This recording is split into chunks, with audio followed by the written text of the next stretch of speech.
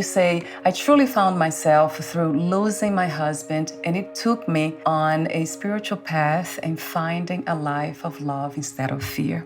Mm-hmm. So talk to me for a moment about the spiritual views about yourself and life as of today. What is spirituality to you? It truly took losing my husband to even think about what life was. I was raised Catholic, but it never really resonated with me. I just had kind of like a knowing when he died that there was so much more to life. There was so much more to what we were experiencing here.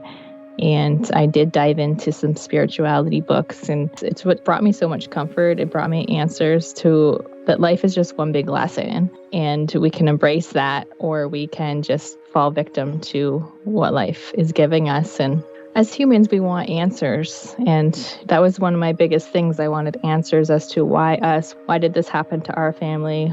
And once I dove into spirituality, I kind of got those answers that there's no person that's special in this world. You know, it's not like I'm the only one that goes through something like this. It's just, this is life, and it's a choice to make from these experiences that life throws us. And I'm almost became very grateful for what I was able to do with the tragedy. I'm not grateful that my husband died, but I'm grateful for what came about it from the choices that I was able to make. And just knowing that the universe, has my back and I'm not alone, and knowing that there's so much more to life than we truly ever know. And it brings so much comfort knowing that there is a purpose for this. There is something I can make out of my life from this. And I'm grateful for all those lessons from the death of my husband.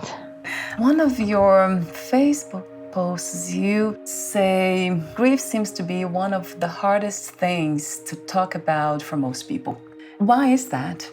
I think it's mainly because people are so afraid of death, and they don't want to face reality that, we are all going to die. It's one of the only guarantees we have in life is that it's going to end, and that brings in a lot of fear for people. Why be afraid of something that is all going to come to us? Why not learn more about it so that it can bring you comfort and, prepare for it? And that's just simply living your life fullest every single day, because we aren't guaranteed tomorrow. And having those conversations with your spouse, with your children, with your family about what would happen if you did die tomorrow, because it's something me and my husband never had, was a conversation about what if you died tomorrow, what would we do, what would happen?